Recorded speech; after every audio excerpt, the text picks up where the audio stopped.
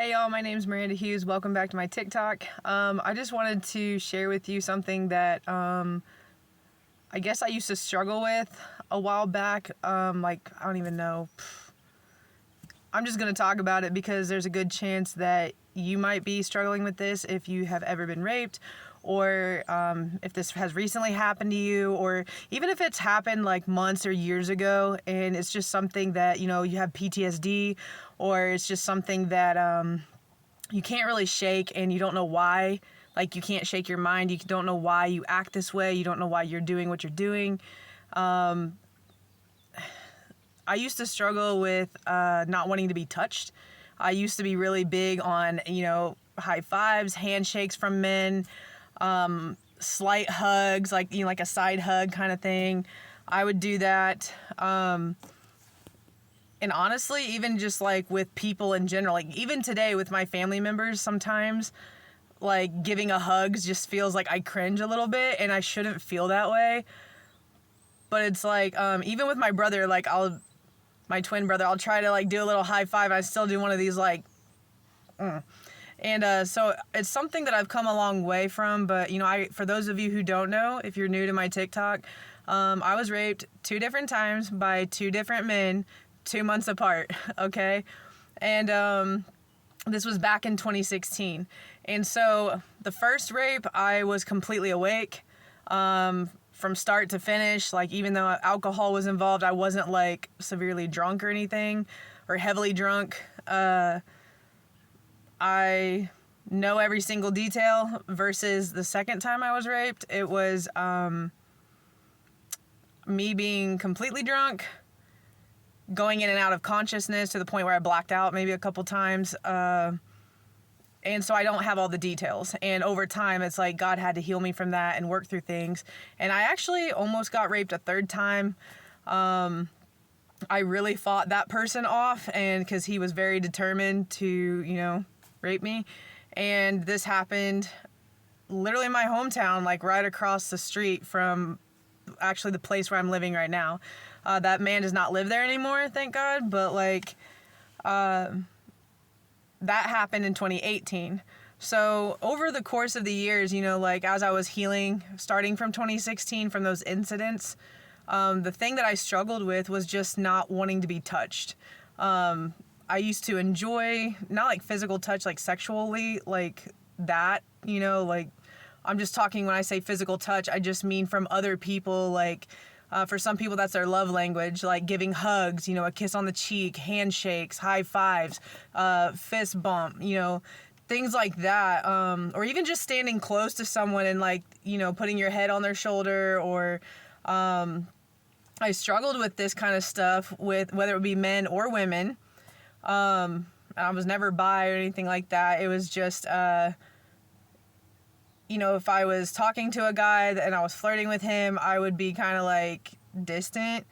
I wouldn't be one of those girls that's like throwing their hands and trying to hold on to their arm and just like gush over them and talk to them. Like, no, it's like I would be more reserved, because it's like, after what happened, I'm just kind of like, I know what you're capable of and I don't want you touching me. So there's that. And then with family members and stuff, like the other part of it that I don't know if a lot of people talk about this, but I'm just going to say for myself, I experienced it, and it is the feeling that you're disgusting or broken, damaged. The man that the second rape, he had given me an STD that was incurable. And I do not have it now. God healed me of it. Like I said, y'all may not believe me, but I don't care if you do or don't, because I know what God did for me in my life, and I'm a walking testimony. So you can say what you want, you can believe what you want, but you'll probably say or think different once it happens to you, if you allow God to actually work in your life that way. So amen, whoever that's for. But anyways, so I really, had for the longest time a hard time being able to be around people. And I would, like, if I was at a family event, I would drink like from my own cup. I would be drinking. Subway does not sponsor anything, by the way, but I would just be drinking from it, and I wouldn't want anyone to take a sip after me. I wouldn't high five people like I used to. I would withdraw a little bit when it came to that. When it was time to leave, I would kind of do like a side hug kind of thing, or I would just avoid it altogether. If people were sitting next to me, like whether it would be like at a family event or like a gathering type deal, like a holiday, or if it was just hanging out with friends, like at a bonfire or back when I used to go to the bar, I would literally make sure that there was just so much space and distance between me and people, because I just felt like if they touched me, knowing that, back then when I had that STD, it was like, I just felt gross, even though I couldn't transfer it to anybody. And it was just like the one that I had.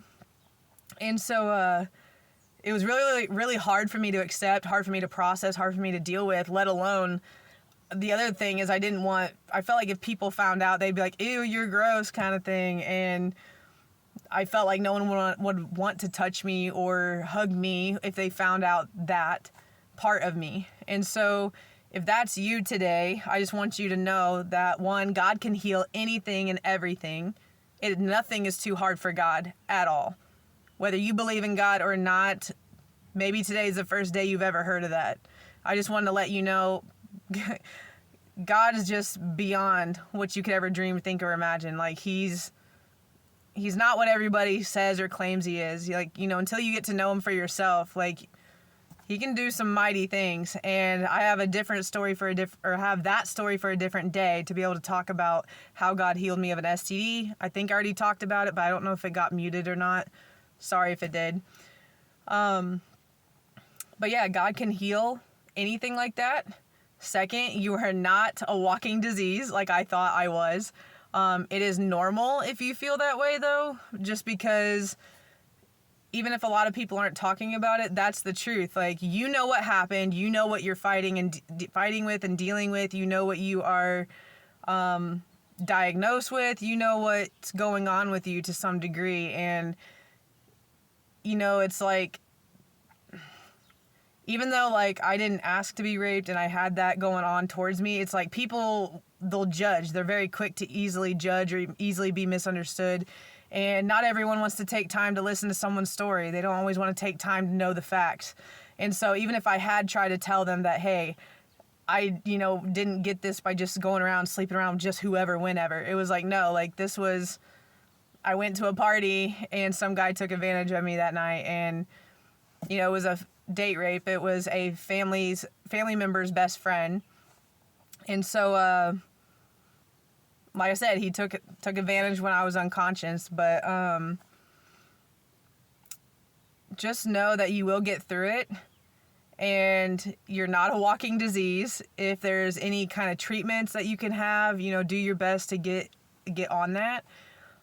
Just know that, there's a man out there, sis, that will love you regardless of whether you have that STD or not. Like, you are not less worthy or less valuable because, you're struggling or dealing with something that happened to you that wasn't your fault, or something that happened to you that you didn't mean. Like, let's say you were making out with the guy, and then next thing you know, this guy is trying to do more than that, and you said no, this guy does it anyways. Like, it's still rape. It's like, the moment that you drew the line and you said no and this guy continued, or if you were like me, completely unconscious, and this person just did what they wanted to do, that's not your fault. Like, even if you try to fight this person off and you try to defend them or defend yourself, it's okay if people don't understand your story. It's okay if people don't understand you, but just know I do to some degree. Like, I've been in your shoes, and it's not an easy walk. And I just want you to know that there is a victory for this. There's vindication for this. There is recovery for this. And you will get all of that if you keep living, if you choose God, if you keep, showing up and you keep trying and you just keep, healing day after day. And you're not disqualified just because of something that happened to you.